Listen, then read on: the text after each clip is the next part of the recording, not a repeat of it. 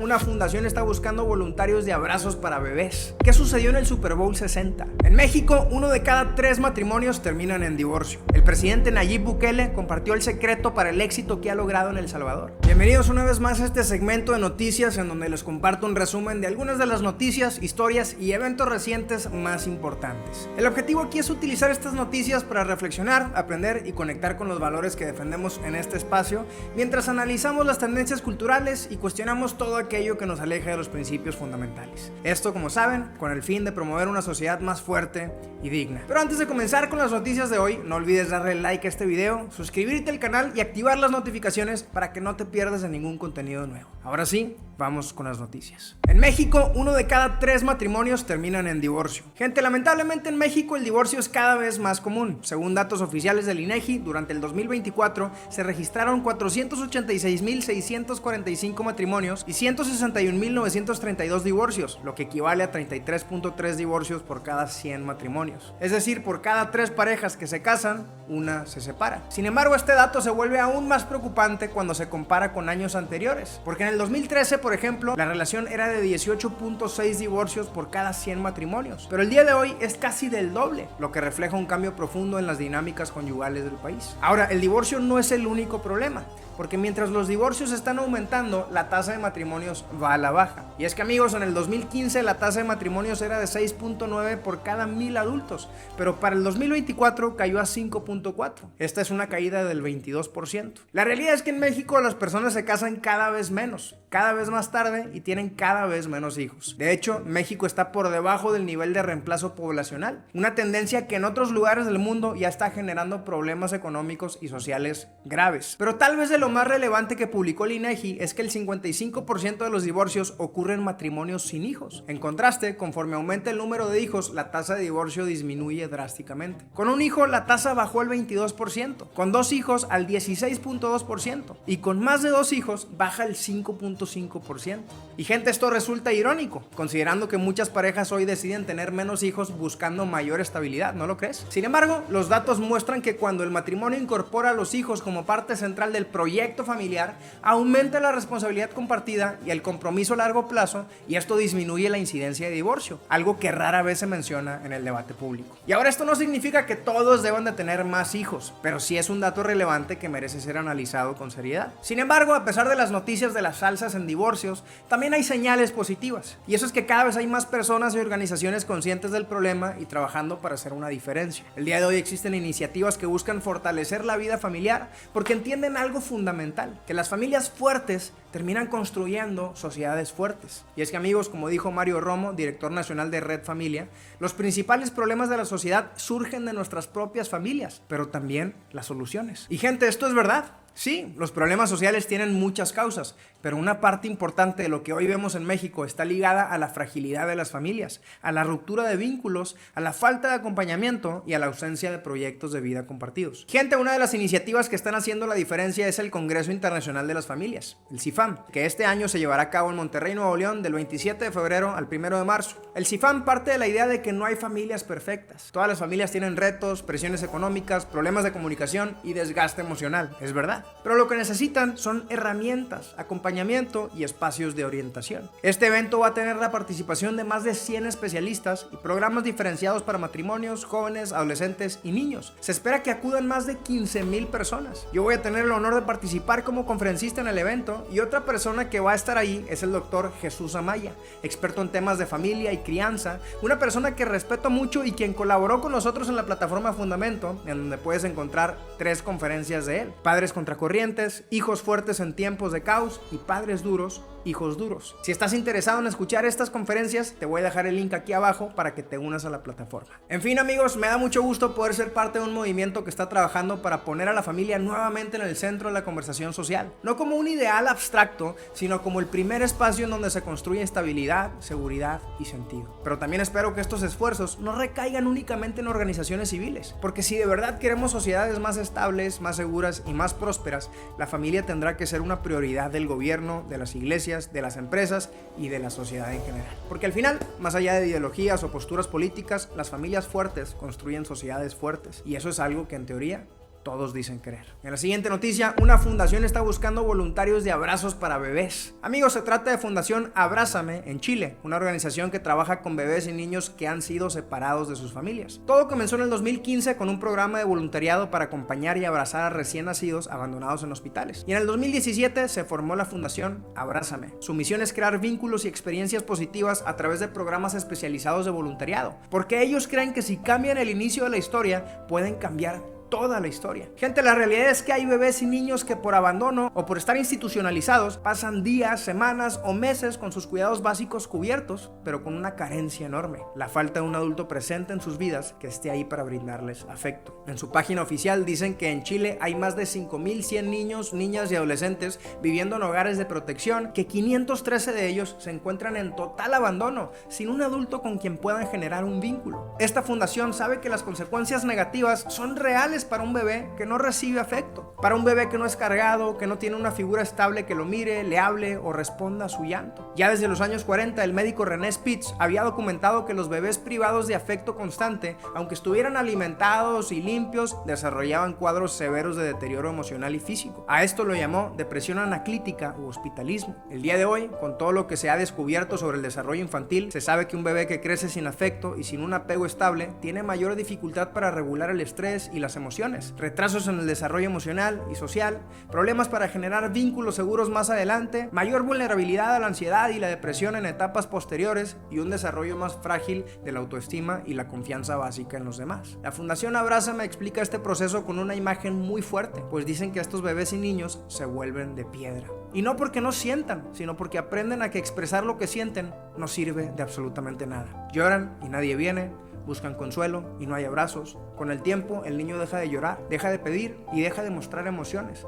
No porque esté bien, sino porque aprendió a protegerse de esa manera. Así que volverse de piedra es su forma de sobrevivir. Es desconectarse emocionalmente para no sufrir una y otra vez la ausencia. Y amigos, justamente eso es lo que la Fundación Abrázame busca combatir a través de voluntarios que acompañen, miren, carguen, abracen, que en general le den a los bebés contención y estímulo. Pero no solo buscan a personas que vayan a abrazar a los bebés por un rato. Lo que ellos buscan en verdad es crear vínculos reales para estos bebés hasta que encuentren una familia que los adopte o que pasen a un hogar de acogimiento. Para que te des una idea, si una persona quiere ser voluntaria, tienen que pasar por un proceso que puede durar meses y que incluye presentar documentos, una entrevista psicológica y psiquiátrica, capacitaciones y sobre todo un compromiso a largo plazo. Y esto último es clave. Si van a trabajar con niños o adolescentes, se les pide a los voluntarios un compromiso de por lo menos 1 año de visitas semanales. Pero si se trata de bebés, el compromiso es aún mayor. Las visitas son diarias y además trabajan en duplas, es decir, 2 personas asignadas a un mismo bebé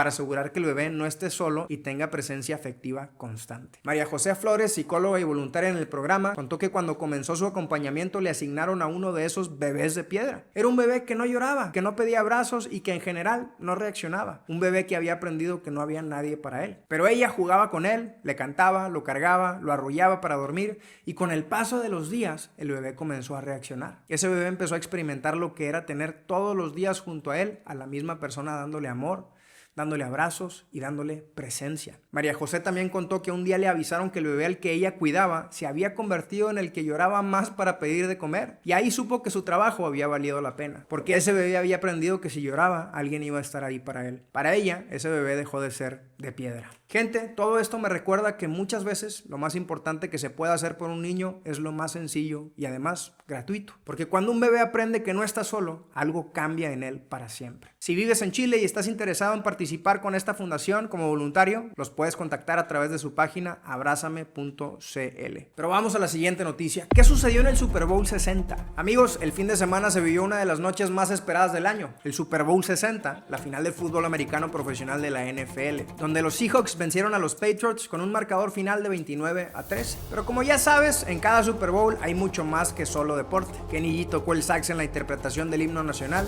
se habló de los anuncios, cuáles funcionaron, cuáles no. Hubo reacciones divididas por el show de medio tiempo de Bad Bunny. TP USA hizo su propio show de medio tiempo como protesta para honrar a Charlie Kirk y como siempre, no faltaron quienes dijeron que el partido estuvo amañado. Sin embargo, gente, hoy no quiero hablar de todo eso porque creo que ya suficiente se ha hablado. Y es que en medio de todo este ruido hubo algo en particular que llamó mi atención y que pocos están mencionando. Durante la transmisión apareció un anuncio que vale la pena analizar, porque plantea una alternativa dentro del debate sobre el embarazo no planificado. El comercial comenzó con una mujer en su baño mirando una prueba de embarazo y dándose cuenta de que está embarazada. La mujer aparece rodeada por dos grupos de personas que le están gritando. Por un lado, un grupo de personas la está empujando hacia el aborto.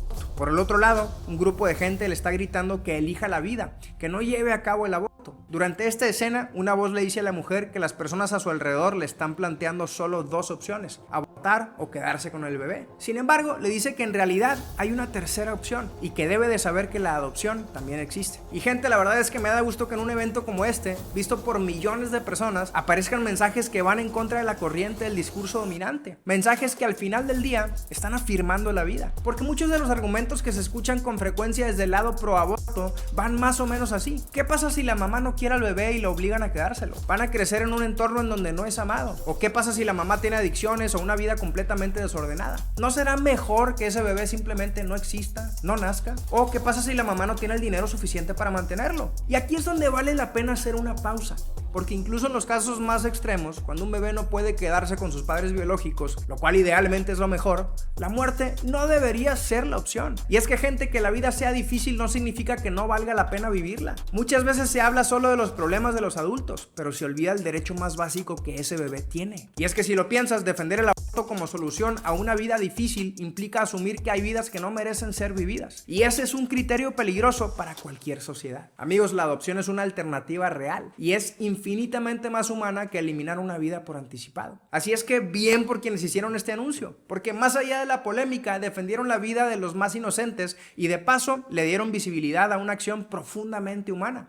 Una acción que no niega la dificultad de las circunstancias, pero que responde con amor, generosidad, responsabilidad y esperanza. Una acción que en lugar de eliminar una vida, abre una puerta a que un niño pueda crecer en una familia que lo quiera y que lo cuide. Pero bueno, yendo a la siguiente noticia, una joven gana una demanda millonaria por una cirugía de transición realizada siendo menor de edad. Amigos, esta semana se dio a conocer una noticia que podría marcar un antes y un después en el debate sobre las cirugías de transición realizadas en menores de edad. Y es que en Estados Unidos, Fox Varian, una joven de 22 años, ganó una demanda por mala praxis médica y fue indemnizada con $2 millones después de someterse a una cirugía de transición cuando era menor de edad y años más tarde arrepentirse de ese procedimiento. Este caso fue reportado por The New York Times y es considerado el primer fallo de este tipo contra proveedores de lo que se conoce como atención de afirmación de género en menores. La joven tenía 16 años cuando se le practicó una doble mastectomía. En ese momento ella estaba atravesando problemas serios de salud mental, incluyendo depresión, ansiedad y otros diagnósticos. Y ahora ella reconoce que no comprendía completamente las consecuencias irreversibles de la cirugía a la que fue sometida. Y como te imaginarás, a los padres los presionaron diciendo que el riesgo de suicidio era muy alto si no le hacían la cirugía. La misma historia que se ha visto una y otra vez en estos casos.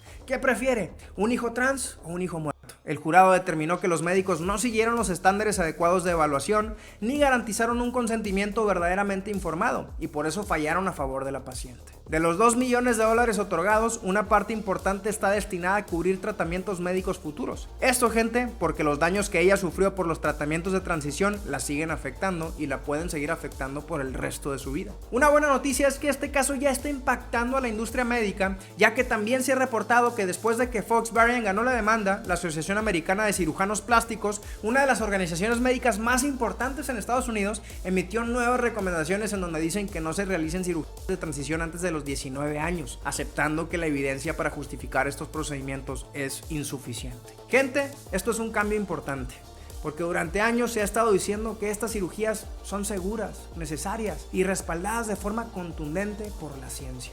Pero el día de hoy ese discurso ya cambió. La cosa es que hay muchas otras demandas que están avanzando en distintos tribunales y estoy seguro de que va a haber muchísimas más. Esto quiere decir que en el futuro cercano vamos a estar viendo más casos como el de Fox Varian, casos de personas que les mintieron, que fueron presionadas a someterse a tratamientos hormonales o a cirugías y que el día de hoy están pagando el precio y están arrepentidos. Amigos, Hoy una joven tiene una compensación económica por lo que le hicieron, pero siendo honestos, $2 millones no le van a devolver el cuerpo que tenía, ni van a borrar las decisiones tomadas cuando no tenía la suficiente madurez para dimensionar sus consecuencias. Y este caso me recuerda al caso de Laura, que se mediatizó hace unos meses en Colombia, el cual cubrimos en el documental Colombia, Fábrica de Niños Trans, en donde también tuvimos la oportunidad de entrevistar a Laura y escuchar su historia de primera mano. Laura se encuentra demandando a la clínica de género en el Hospital Valle de Lili, en Cali, en donde al igual que en el caso de Fox Varian, fue víctima de engaños y una mala praxis cuando era menor de edad por parte del personal médico. Y de hecho, también grabamos una conversación con el doctor que la intervino. Si no has visto este documental, puedes encontrarlo en Fundamento, en el enlace que te voy a dejar en la descripción, o que puedes encontrar también en mi perfil de Instagram. En fin, amigos, espero que estos casos sean un parteaguas, que cada vez más personas alcen la voz y demanden por el daño que les han hecho, y que sobre todo se termine de una vez por todas con estos experimentos en cuerpos de menores de edad.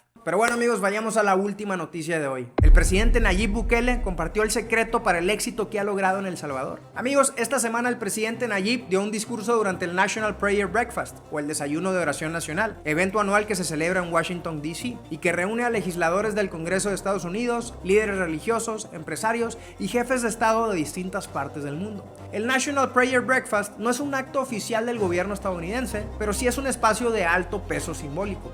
Desde hace décadas funciona como un foro en donde se habla abiertamente de liderazgo, poder, fe y responsabilidad moral en la política. Y fue justamente en ese contexto en donde Bukele decidió no dar un discurso diplomático ni técnico, sino uno profundamente espiritual. Desde el inicio, el presidente de El Salvador planteó una idea central, que gobernar no es solo administrar recursos o aplicar políticas públicas, sino tomar decisiones que tienen consecuencias reales sobre millones de personas, y que para eso no basta la inteligencia ni la estrategia, sino la sabiduría. Para explicar esto, Bukele recurrió a un pasaje bíblico muy conocido, la historia del rey Salomón, quien al asumir el poder no pidió riqueza ni victoria sobre sus enemigos, sino sabiduría para gobernar correctamente a su pueblo. Bukele usó ese relato para afirmar que el mayor error de muchos líderes es creer que el poder se sostiene solo con un cálculo político, cuando en realidad requiere una brújula moral. Después Bukele habló directamente del caso de El Salvador, un país que durante años fue considerado uno de los más violentos del mundo, dominado por pandillas, extorsión y asesinatos. Recordó que antes de su gobierno, El Salvador llegó incluso a ser señalado como la capital mundial del homicidio, pero que ahora es el país más seguro del continente americano. Sin embargo, él dejó claro que la transición del país no puede entenderse solo desde una lógica política o militar. Dijo que además del crimen organizado, El Salvador enfrentaba algo aún más profundo, una descomposición moral y espiritual. Incluso mencionó que las pandillas no solo cometían delitos, sino que practicaban rituales satánicos, algo que según él fue documentado durante años, pero sistemáticamente ignorado o minimizado por medios internacionales. En este punto, el mensaje fue claro. Para Bukele, la lucha contra el crimen no fue únicamente una guerra contra delincuentes, sino una batalla contra el mal, en un sentido amplio y literal. Por esta razón, es su convicción que la intervención de Dios fue clave para que El Salvador pasara de ser un país dominado por el miedo a uno en donde la gente puede volver a caminar con tranquilidad por las calles. Pero no solo eso. Dijo que está convencido de que lo mismo que sucedió en El Salvador puede suceder en otros lados del mundo, pero que para eso es necesario pedir sabiduría. Y lo que dijo tiene mucho sentido, porque imagínate un mundo en el que quienes tienen el poder, políticos, empresarios, líderes, tomaran decisiones no solo pensando en el beneficio personal, en la siguiente elección o en la siguiente victoria, sino en las consecuencias reales para la gente. Un mundo en donde la sabiduría estuviera por encima del ego, en donde gobernar no fuera solo ganar, sino hacer lo correcto, incluso cuando no conviene. Bukele cerró su discurso diciendo que no iba a orar por fama, por poder o por dinero, sino por sabiduría para los gobernantes del mundo. Y esa petición, más allá de posturas políticas o religiosas, deja una reflexión necesaria para todos nosotros. Porque muchos de los problemas que vivimos el día de hoy no vienen de la falta de recursos ni de inteligencia, sino de decisiones tomadas sin sabiduría, sin límites morales y sin responsabilidad. Y tal vez si algo deberíamos de volver a exigirle a quienes nos gobiernan y también a nosotros mismos, no es solo resultados, sino sabiduría para decidir bien, incluso cuando nadie está aplaudiendo. Así es que, gente, creo que es momento de dejar de poner nuestra esperanza en nuestros gobernantes solamente y poner la esperanza en quien puede brindarles la sabiduría para gobernar de la manera correcta. Pero bueno, amigos, hemos llegado al final de este video. Espero que lo hayan disfrutado y que se hayan llevado lecciones que les hagan aprender y reflexionar sobre el mundo en el que vivimos. Como siempre, muchas gracias por acompañarme. No olvides suscribirte y dejar tu like. Nos vemos en el próximo video.